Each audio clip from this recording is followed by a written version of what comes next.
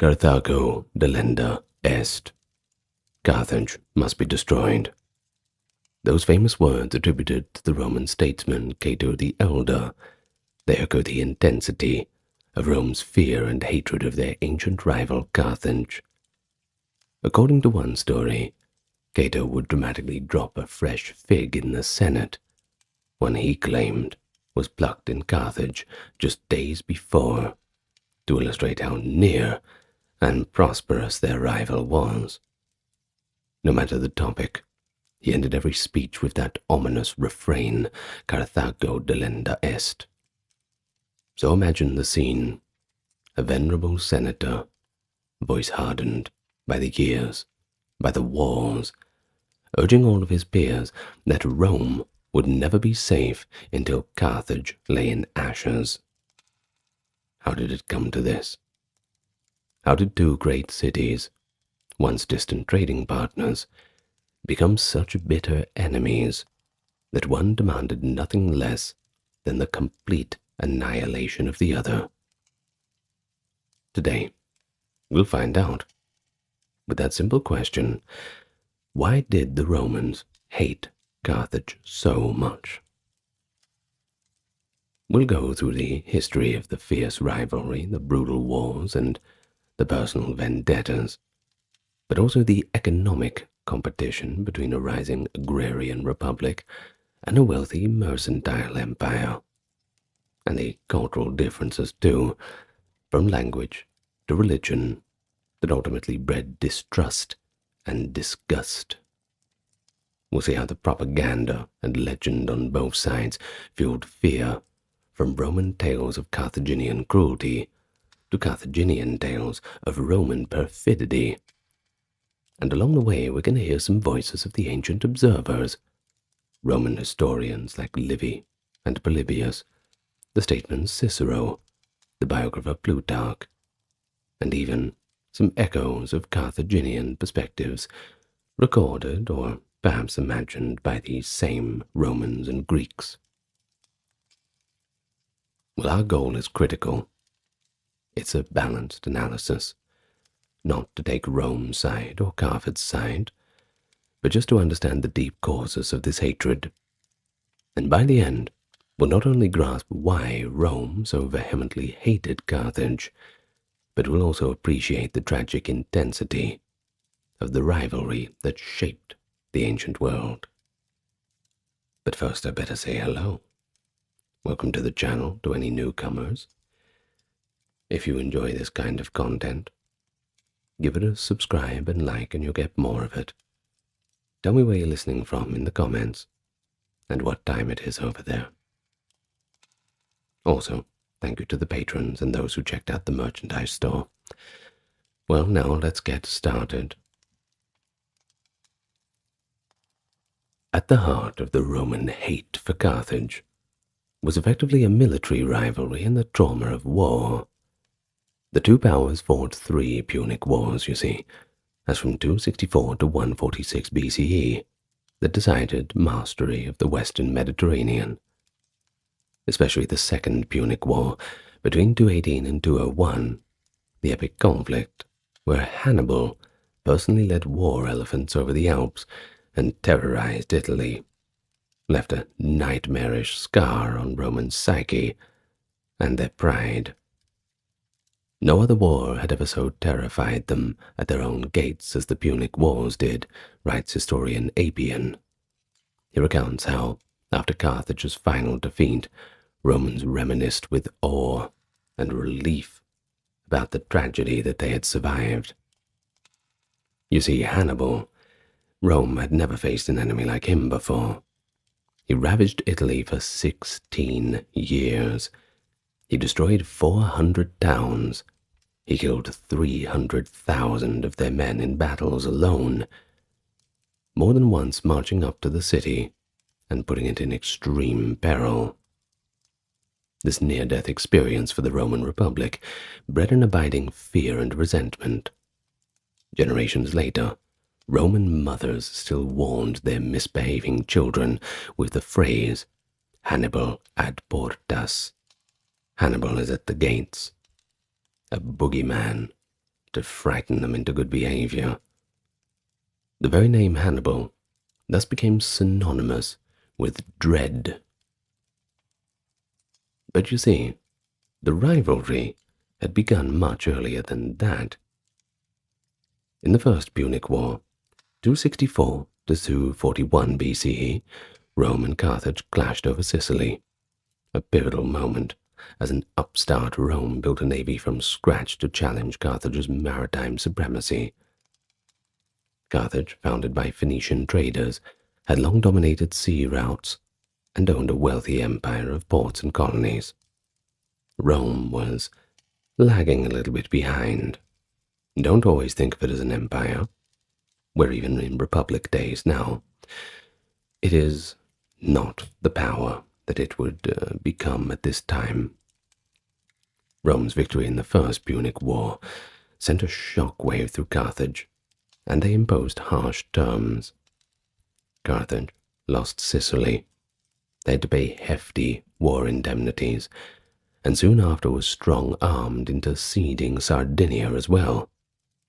Polybius, a Greek historian close to Roman circles, notes that the seething anger this bred on Carthage.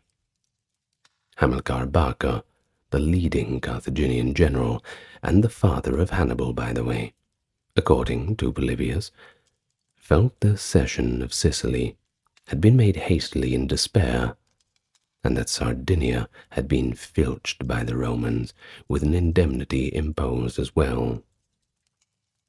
Smarting under what they saw as Roman treachery and bullying, Hamilcar and his faction prepared for their revenge.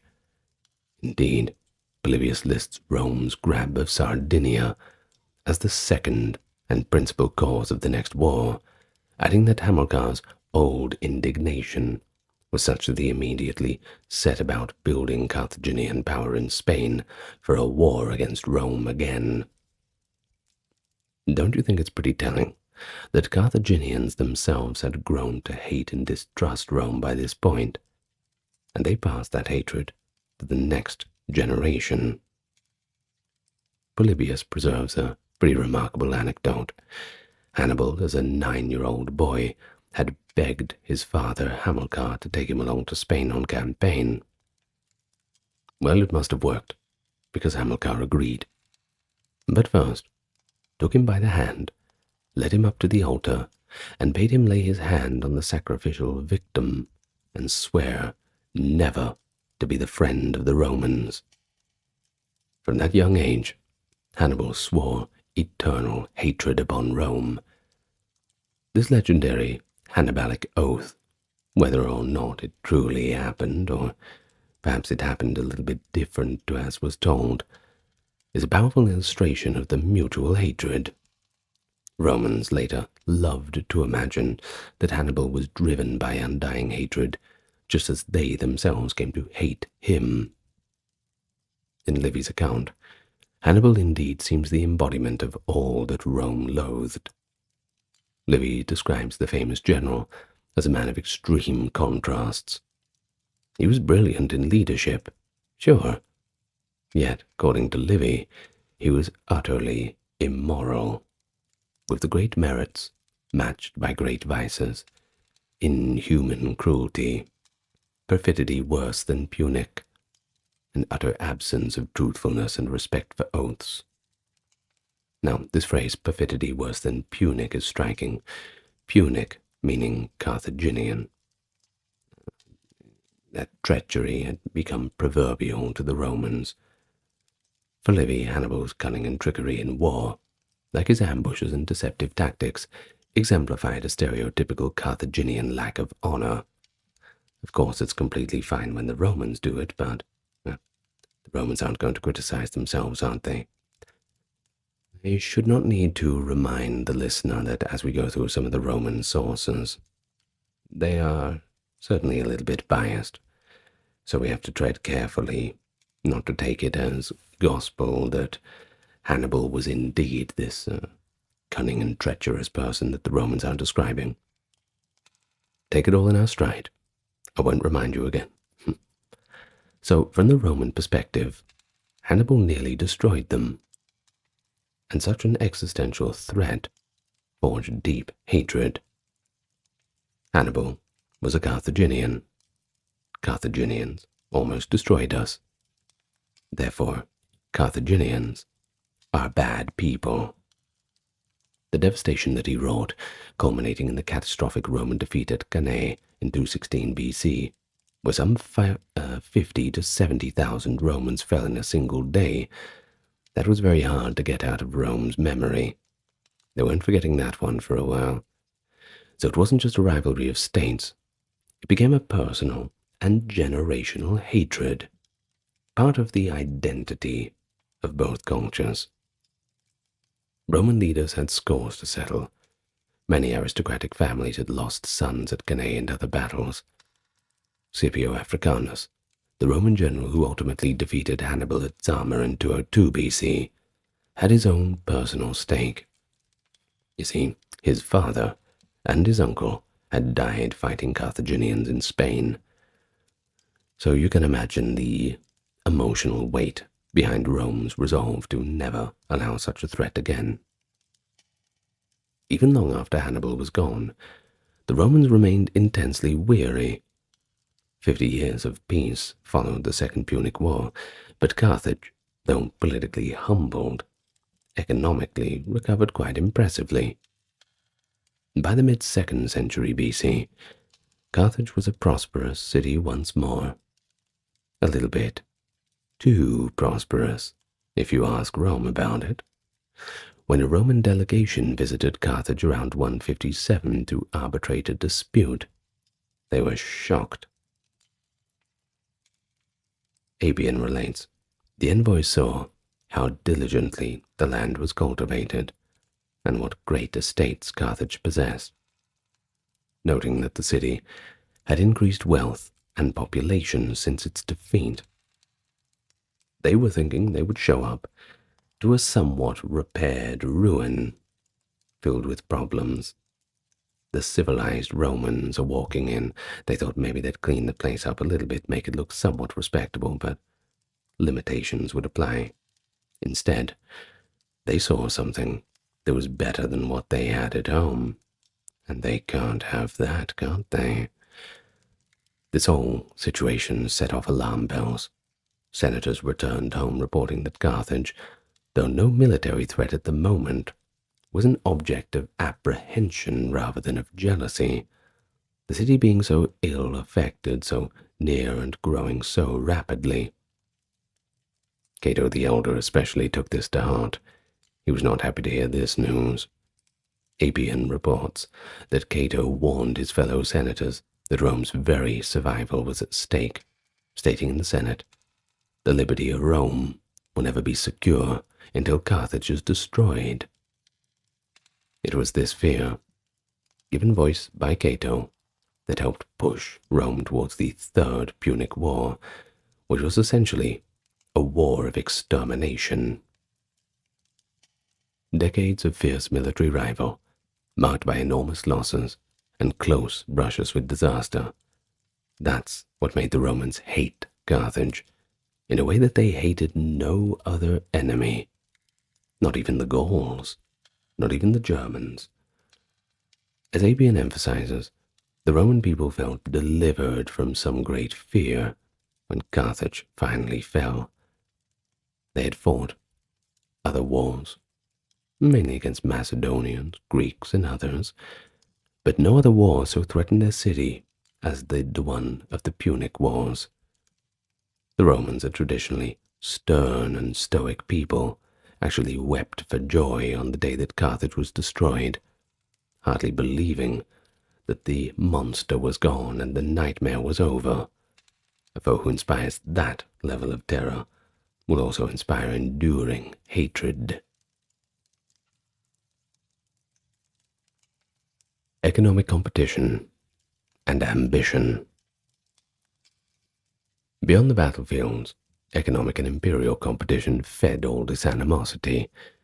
You see, Carthage was a wealthy maritime empire, and it had vast trading networks. But Rome, initially a regional land power, hungered for expansion and resources. They just didn't quite know where to start.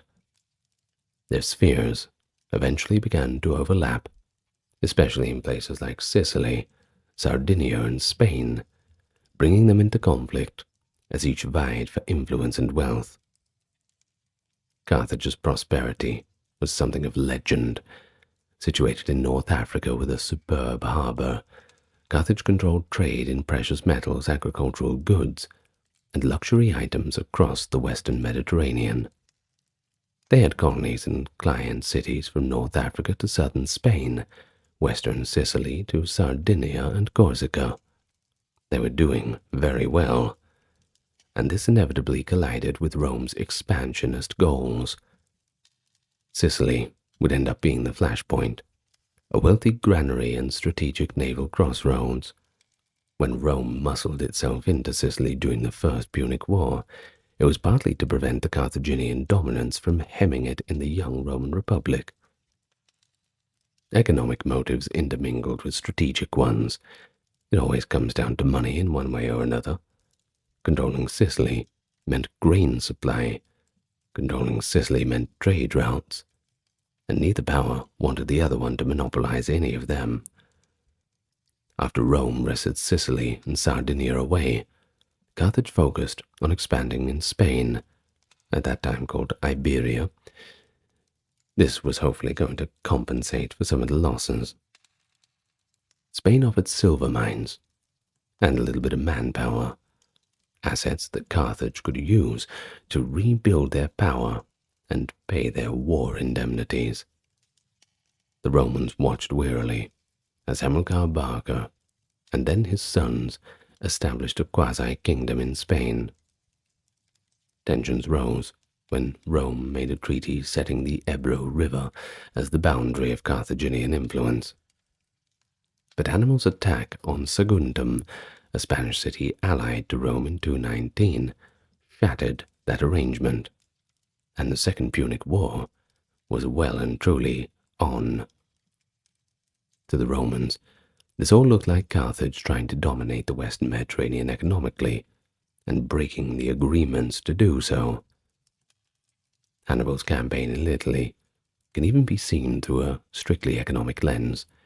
He aimed to break Rome's network of Italian alliances, which was the source of Roman manpower and grain. At one point, Hannibal even tried to incite revolts among Rome's client states, effectively attempting to undermine Rome's economy base in Italy. Conversely, to the Carthaginians, Rome's actions felt aggressively expansionist. You see, Roman politicians were often quite blunt about wanting to eliminate Carthaginian competition, often saying the quiet part out loud. Cato, his demonstration with the fig in the Senate, was fundamentally an economic warning. He had quoted, "See this splendid African fig. Such bounty comes from Carthage's rich land, only 3 days from our shores." This implies that Carthage's wealth and proximity made it a dangerous rival. Roman aristocrats coveted Carthage's territories too. After the Second Punic War, Carthage had been forced to cede its holdings in Spain to Rome, giving Rome access to fabulous silver mines in Baetica, which is Andalusia in modern-day terms. With Carthage subdued, Rome rapidly expanded its own trade and influence. But when Carthage rebounded commercially by the mid-2nd century, Roman merchants and senators began to grow a little anxious. The Third Punic War was triggered by a Carthaginian breach of the treaty, defending itself against Numidian aggression. But many modern historians note underlying greed and fear of competition as motives, and it seems pretty obvious that that was certainly part of the makeup. Carthage's lands were fertile, and its city was rich, sure. When Carthage finally fell, the amount of booty and valuable goods impressed even the conquerors. Scipio Africanus, the Roman general in 146 BC, distributed plunder and sent tons of captured goods back to Rome. The Romans even allowed other cities like Utica to seize former Carthaginian lands as a reward. Clearly, destroying Carthage opened opportunities for Roman economic gains, and that was a fact certainly not lost on Roman decision-makers. So, commercial rivalry, that's what really fanned the flames. Each side accused the other of bad faith in treaties and trade, always a pointed finger. Polybius notes that after the First Punic War, Rome's seizure of Sardinia, taking advantage of Carthage's internal troubles, was seen by the Carthaginians as an outright act of banditry. You see, they'd already paid for peace, but by the time they'd paid, Rome extorted them for more. The Carthaginians felt cheated. Romans felt justified by a might makes right ideology, and the need to preempt a resurgent foe. This cycle of mutual distrust over territory and resources ensured that even in peacetime the two states viewed each other with the utmost suspicion. Carthage blocked Roman expansion into Spain until war broke out. Rome blocked Carthaginian expansion in Africa by allying with Numidian kings, who nibbled away at Carthage's borders. By the time of the Third Punic War, the Carthaginians had reasons to believe that Romans just wanted to eliminate them completely and steal all of their wealth. And essentially, they were correct. The Romans weren't even trying to hide it anymore. Meanwhile, the Romans convinced themselves that any economic revival of Carthage would translate into a military threat down the line. In short, the conflict was as much about clashing interests and imperialism as about clashing swords.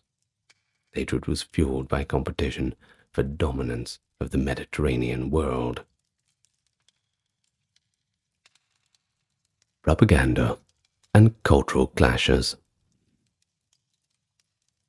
Differences in culture and values between the Romans and Carthaginians also created their share of animosity, which each side's propaganda equally amplified. The Romans and their allies, like the Greeks, often painted Carthage as an alien, barbaric society, wealthy and sophisticated in some ways, but fundamentally untrustworthy and immoral by the Greco-Roman standard. The Carthaginians, in turn, likely saw the Romans as upstart, brutal conquerors who didn't respect treaties or other cultures. One major cultural difference lay in language and ethnicity. You see, Rome was Latin-speaking, an Indo-European society with a heavy Greek influence, whereas Carthage was a Phoenician city-state speaking a Semitic language and preserving Phoenician customs. To many Greeks and Romans, the Carthaginians seemed almost oriental or foreign. Their reputation for crafty, strategic trading led to stereotypes of greed and trickery. In fact, we have a Latin phrase called punica fides, Punic faith, a biting oxymoron meaning treachery. The idea was that Carthaginians could not be trusted in any capacity to keep their word about anything. The stereotype likely stemmed from incidents like broken treaties, real or perceived. For example, when Hannibal attacked Saguntum, Romans saw it as perfidy against a treaty, reinforcing that belief that Carthaginians would just say one thing and do another. Livy's comment about Hannibal's utter absence of truthfulness and perfidy worse than Punic exemplifies that hostile view. And then there was religion, which, well, that always seems to cause some deep divides. Carthage's religious practices frankly horrified the Greco-Roman world. They worshipped deities like Baal Hamon, whom the Greeks and Romans identified with Kronos or Saturn, and also Tanit. The ancient sources accuse them of practicing child sacrifice in times of crisis.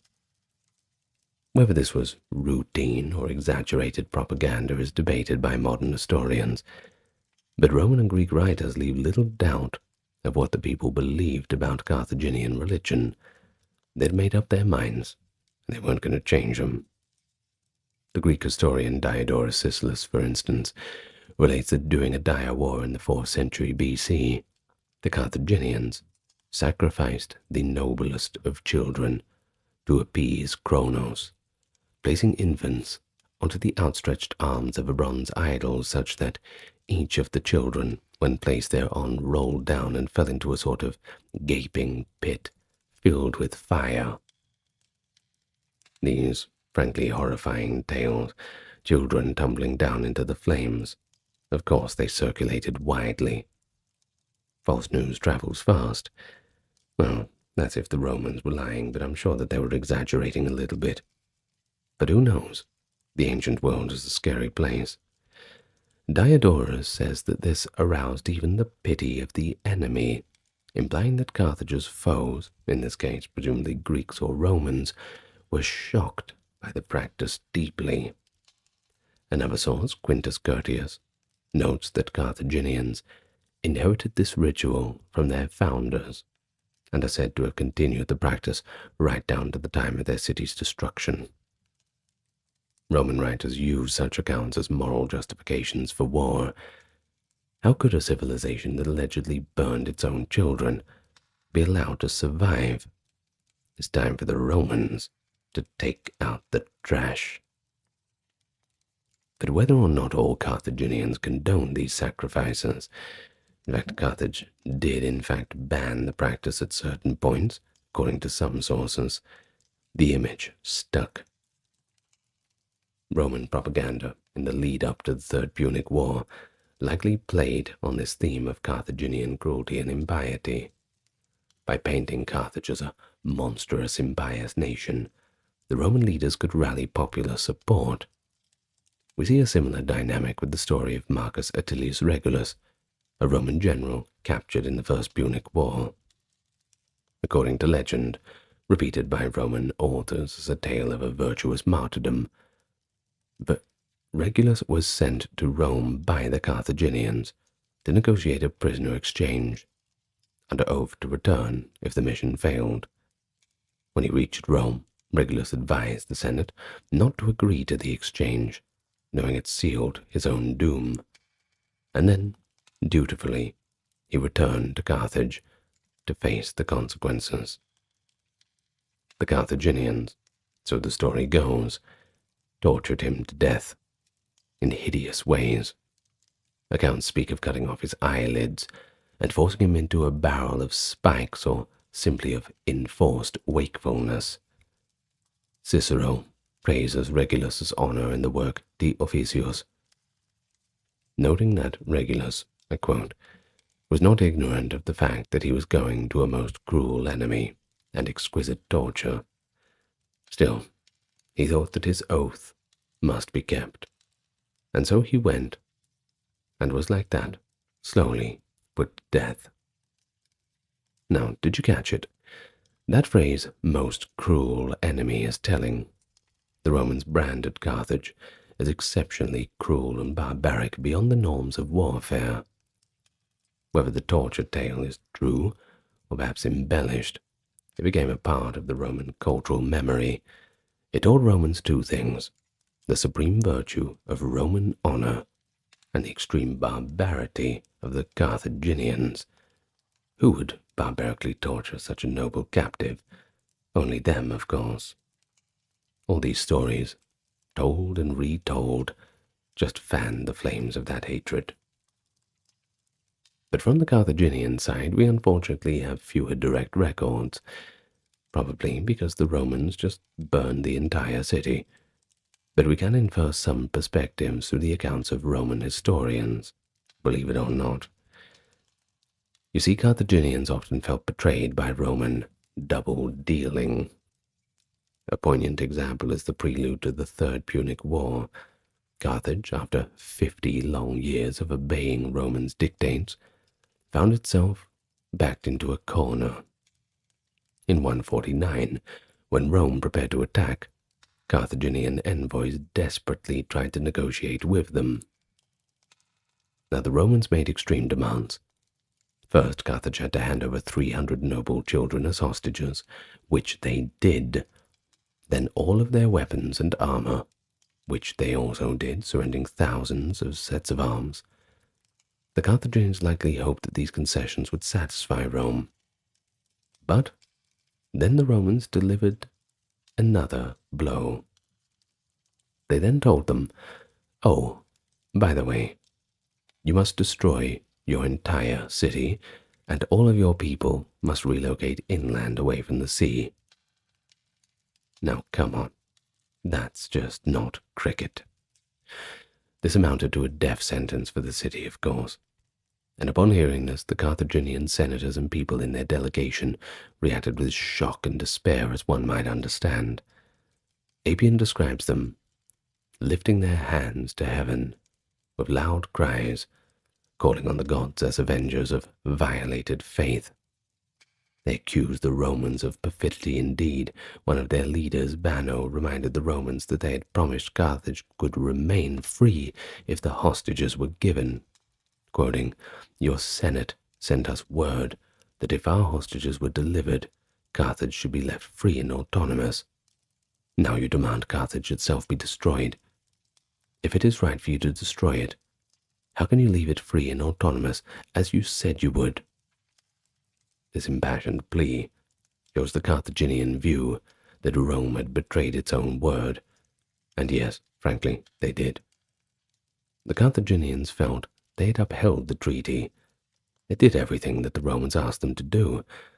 They had not violated the treaty, no ships, no elephants, and paid their tribute dutifully.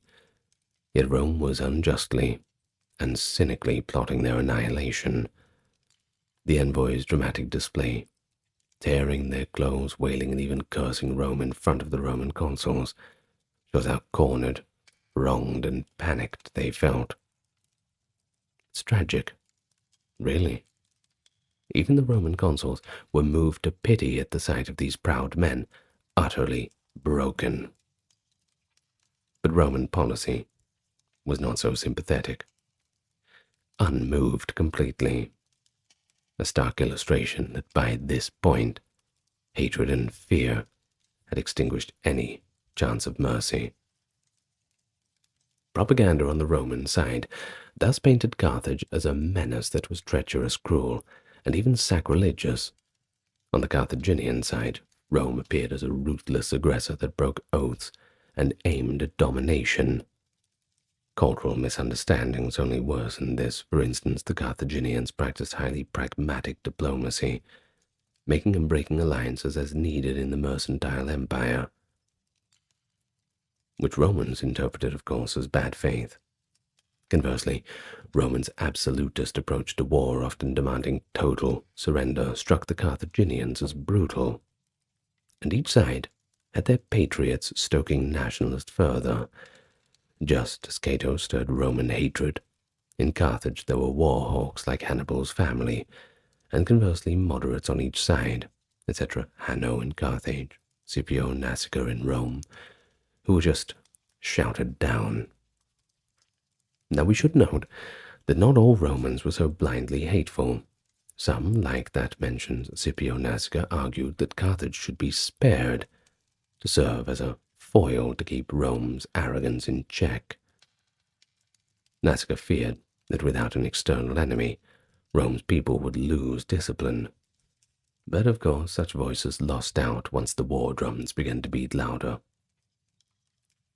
Even in Roman literature and mythology, we see the enmity elevated to cosmic significance.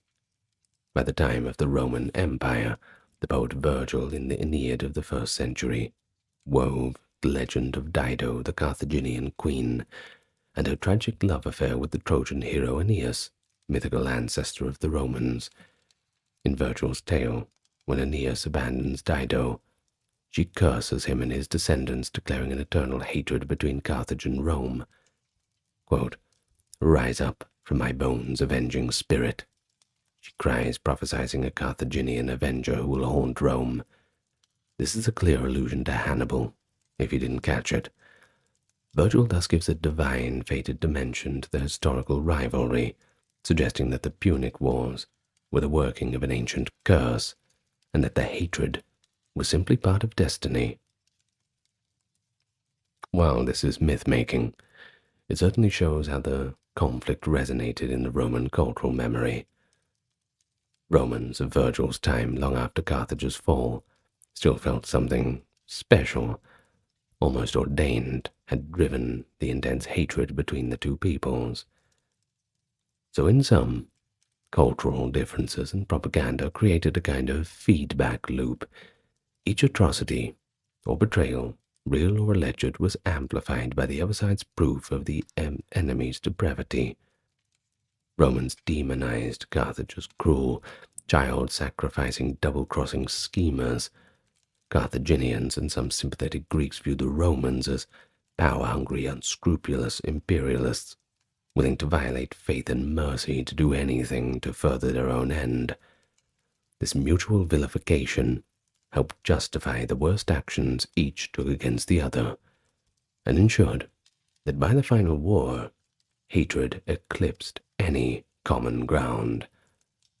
The result was the extraordinary conclusion: Carthago delenda est. And they did destroy it. The point of no return. By the mid-2nd century BCE, all these factors, economic rivalry, war grudges, cultural venom, and the propaganda, converged towards their irreversible conclusion. The Roman cry, Carthage must be destroyed, well, it wasn't just a catchy slogan. It was a policy born of fear, greed, and a kind of traumatic obsession. Each new incident only reinforced the mindset. When Carthage, provoked beyond endurance by Numidian encroachments, finally fought back, thus technically breaking the peace with Rome, it gave Rome the pretext, the casus belli it was looking for. The Senate declared war, and Cato's long-held wish came true. And so the Third Punic War, 149 to 146, in many ways was a foregone conclusion. Not an outcome, of course. Carthage resisted fiercely, but in its intent. Rome's objective was nothing short of complete annihilation of a city. Carthage's desperate resistance during the siege, despite having almost no weapons initially, since it surrendered all of them, the citizens forged new swords, and even threw household objects as missiles, actually earned grudging Roman admiration for a time for doing this. But ultimately, Scipio Aemilianus breached the walls in 146. The vengeful mood is captured by Appian's description of what followed. The Romans went in with orders to kill everyone they encountered, sparing none, a typical command in storming a city. And so Carthage was systematically burned and demolished. According to later traditions, the Romans plowed salt into the soil so nothing could grow, but that's most likely a myth. Either way, it's a myth that symbolizes the totality of the destruction. The survivors, perhaps 50,000 out of a population of a few 100,000, were then sold into slavery. Carthage itself was wiped off the map. Later, Romans even cursed the ground to forbid resettlement, though a new Roman Carthage would eventually be built decades later.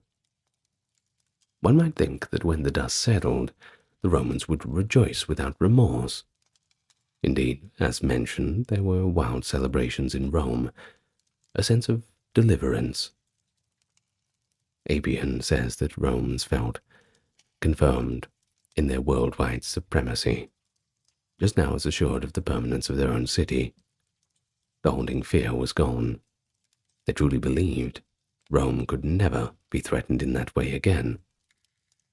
Yet, interestingly, there were also notes of sobriety. Scipio Aemilianus, as he watched Carthage burn, had famously wept at the sight of it. Witnesses among them the historian Polybius, heard Scipio softly reciting a line from Homer.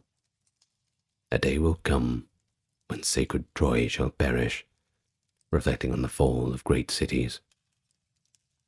In Polybius's account, Scipio then told him, "This is a glorious moment, but I have a dread foreboding that someday the same doom will be pronounced on my own country."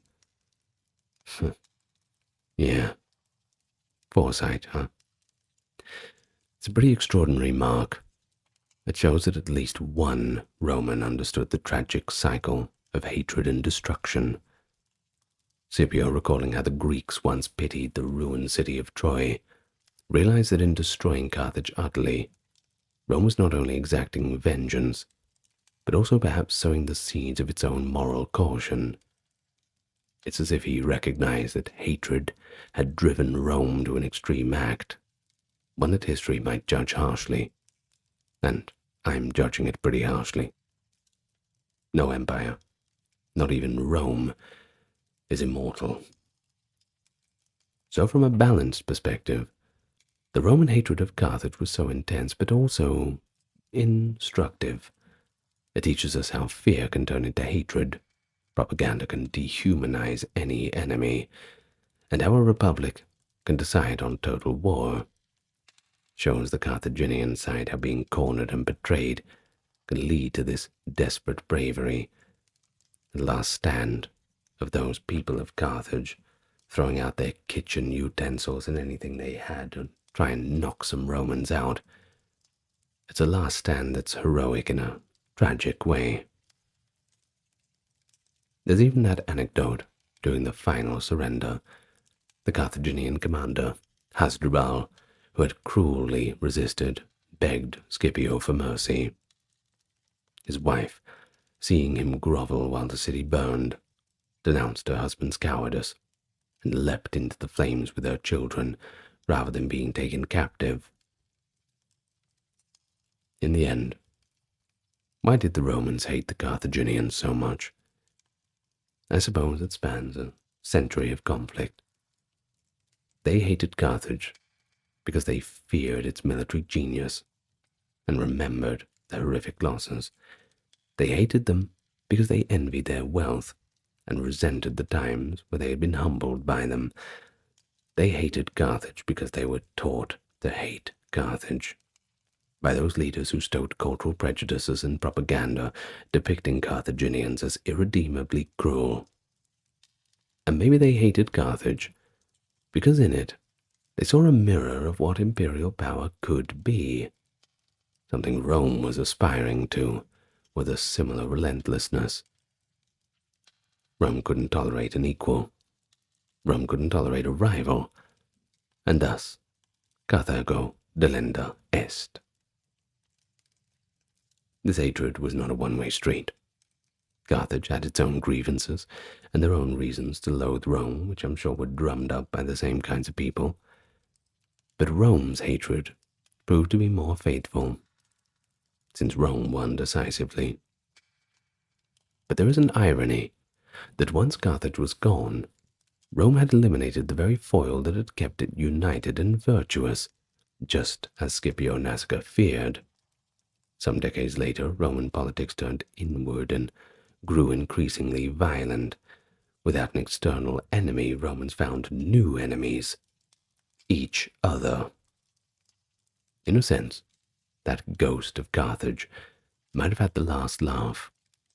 Rome, triumphant and unchallenged, eventually slid into civil wars and tyranny, perhaps forgetting the harsh lessons that the Punic Wars had taught about honor, resilience, and a little bit of respect for foes. Well, we've seen how primary sources from the Roman side describe all the hatred in vivid detail. From Cato's constant refrain of Carthago delenda est, to Livy's scathing portrayal of Hannibal's character, and Cicero's praise of a Roman who endured Carthaginian cruelty, to Polybius's recounting of the Bacchic oath against Rome. We also looked at the Carthaginian side as much as we could, although it's through what the Romans can tell us. Hanno's pleas for reason, Banno's protest of Rome's broken faith, and the image of a proud nation ultimately driven to despair, a mutual and escalating hatred. reaching a point where reconciliation was impossible. A tragic trajectory that ended with Carthage in ruins and Rome ascendant. But in the triumph lays a caution. The last flames of Carthage reflected in Scipio's eyes reminded him that no victory is without a moral cost. An unchecked hatred can consume the hater as well as the hated. In later years, Rome would remember Carthage as a great enemy that ultimately justified Rome's own greatness in overcoming it. The historian Sallust noted that after Carthage's removal, Rome lost its unity and discipline, suggesting that the presence of Carthage had in some way just been a healthy challenge for them. Thus, we can't look at this as a story of good versus evil, but it's just two powers locked in a deadly dance. The hatred of Rome was extreme, but in understanding it we uncover the fierce ideals and propaganda that drove a republic to destroy a rival city. And forever, the course of history is altered. It's one of antiquity's starkest examples of how far a civilization will go when it perceives an enemy as the embodiment of an existential threat. And who knows, if history might have went the other way, perhaps Roma delenda est. Well, on that note, I am going to go to bed because I'm tired. That wasn't a very poetic sign-off, I do apologize. Well, I'm going to thank, though, my top-tier patrons and supporters. Dark, Kimberly, Christine, Sally, Ember, Susan, Cameron, Legitimus, Kerry, Charlene, Lynn, Therese, Katiana, Nicholas, Ulfidnir, Alexander, Charles, Christine, Dr. Neuronerd, Erin, Jaden, Jim, Jeffrey, Jessica, Madeline, Melissa, Orthodox Review, Scott, Stark Factory, Shell, Wendy, Josie, Sarah, Video Man, Ryan, Thor, Cameron, Stefan, Kevin, the HMSHH, Crystal, and Talvery. Thank you all so much. And, as usual, I will wish you all a good night, farewell, lots of love to you all, and I will see you tomorrow.